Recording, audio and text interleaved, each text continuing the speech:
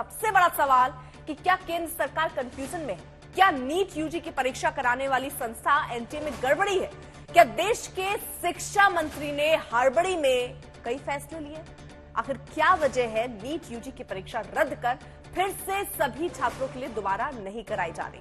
इन्हीं सवालों के बीच विपक्ष केंद्र सरकार पर आक्रामक है, इस मामले की संसद में उठाने की मांग भी कर रहा है।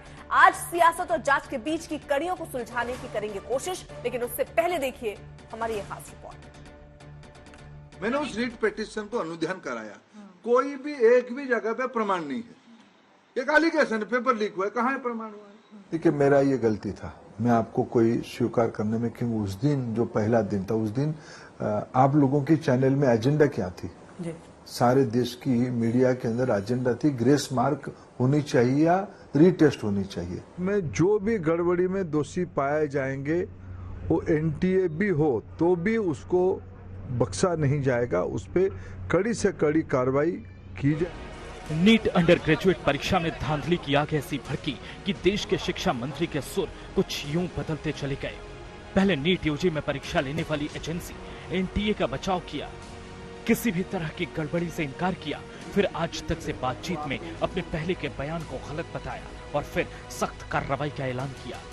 शिक्षा मंत्री धर्मेंद्र प्रधान ने सोचा भी नहीं होगा कि उन्हें मंत्रालय संभालते ही नीट यूजी की आंच की तपिश का सामना करना पड़ेगा। हालांकि सरकार ने नीट परीक्षा को लेकर 24 घंटे में ताबड़तोड़ 4 फैसले लिए। 5 मई को आयोजित नीट यूजी में धांधली को लेकर सीबीआई जांच के आदेश दिए। एनटीए के डीजी सुबोध कुमार को हटाकर रिटायर्ड आईएएस प्रदीप सिंह खरोला को जिम्मेदारी सौंपी। सरकार ने आज होने वाली नीट पीजी प्रवेश परीक्षा को भी रद्द करने का शनिवार को ऐलान कर दिया।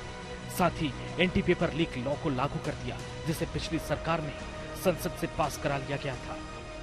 विपक्ष शनिवार शाम तक नीट यूजी को लेकर सरकार को घेर रहा था, लेकिन रात होते होते जैसे ही नीट पीजी परीक्षा रद्द करने का फैसला लिया गया तो राहुल गांधी भड़क गए।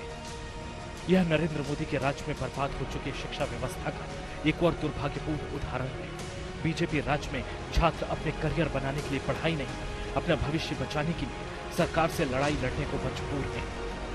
इस सारे प्रकरण में अगर कोई जिम्मेदार है तो वो एचआरडी मिनिस्टर जिम्मेदार है।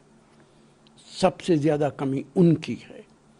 निश्चित तौर से उनको इस्तीफा दे देना चाहिए, वो इस काबिल नहीं है कि मिनिस्ट्री को चला सके, और कोई ना कोई ऐसा आदमी जरूर मौजूद है जो भारतीय जनता पार्टी का कोई बड़ा नेता हो सकता है, जो सरकार से जुड़ा हुआ हो सकता है, जिसको बचाने की कोशिश की जा रही है। इंडिया गठबंधन नीट यूजी और नीट पीजी के मामले में सरकार को घेर रही है। मंत्री क्यों नहीं हटाए गए?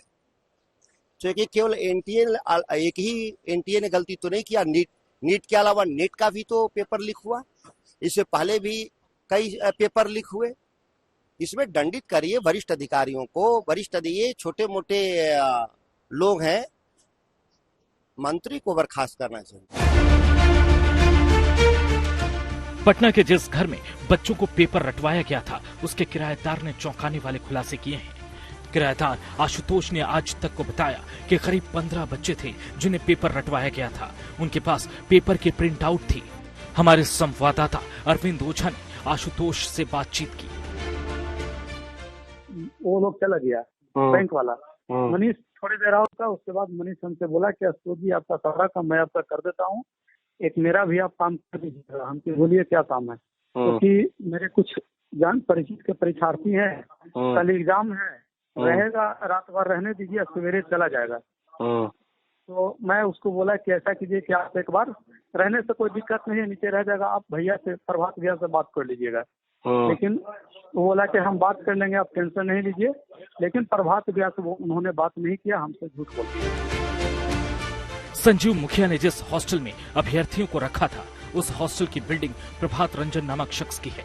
आज तक से बातचीत में प्रभात ने बताया कि वो संजीव मुखिया को नहीं जानता और उन्होंने आशुतोष को किराए पर मकान दिया था। 6 मई को जब पटना पुलिस ने छापा मारा तो उन्हें जानकारी मिली और तब उन्होंने किराएदार आशुतोष और उसके दोस्त मनीष से पूरी जानकारी ली। मतलब यह जानकारी कि आपकी बिल्डिंग में 20 लड़के आए थे और पेपर रटा था, ये बात जानकारी सही है? ये तो जानकारी सही है सर। ये तो बिल्कुल ही जानकारी सही है, मगर इसी बात का अफसोस है कि हम मकान जरा सा भी भनक तक नहीं लगा। नहीं, क्या हम अभी जानकारी तो बोले कि जानकारी क्या सही है वो पूरा बताइए।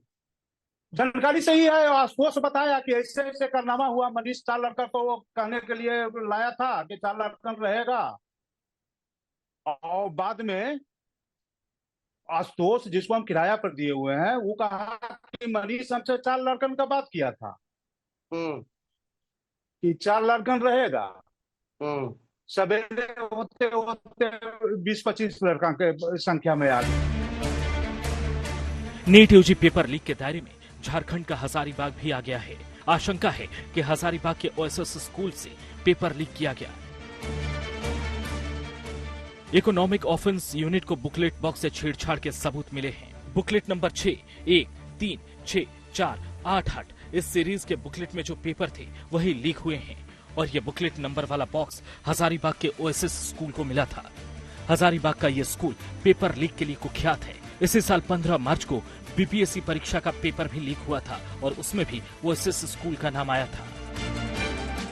शक के दायरे में हजारीबाग का एक प्रोफेसर भी आ गया है। सूत्रों की माने तो इसी प्रोफेसर ने पेपर को परीक्षा माफिया तक पहुंचाया।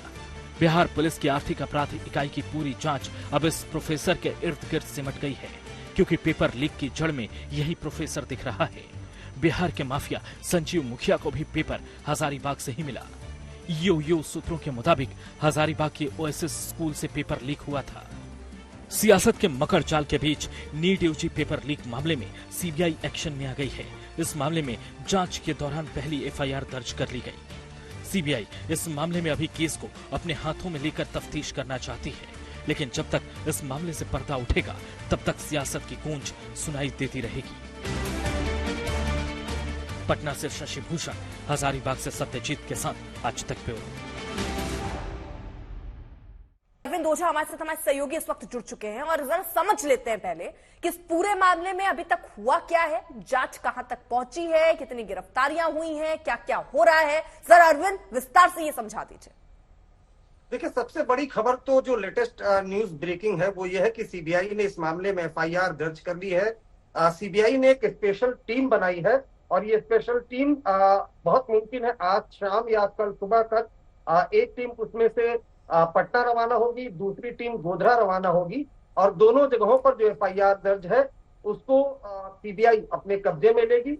उसके अलावा जो पटना में 13 लोग गिरफ्तार किए थे पटना पुलिस ने, और झारखंड में जो 6 लोग गिरफ्तार हुए हैं उनको भी जो सीबीआई की टीम है वो कस्टडी में लेगी, और बड़े पैमाने पर लार्जर कॉन्स्पिरेसी इस मामले में किस तरह की है उसको लेकर सीबीआई अब इस पूरे मामले में जांच पड़ताल करेगी। तो अभी एफआईआर दर्ज हुई है, स्पेशल टीम फॉर्म की गई है सीबीआई के जरिए, जो दोनों अलग शहर पटना और गोधरा वहां पर जाएगी, और बड़े पैमाने पर व्यापक जांच सीबीआई की टीम करेगी। इस पूरी साजिश में नीट की जो पर्चा लीक हुआ था इसमें कौन कौन से किरदार है, कौन कौन से माफिया है, उन सब की पूरी जांच सीबीआई की टीम करेगी। अर्पिता, ठीक है, बहुत बहुत शुक्रिया आपका तमाम जानकारी के लिए।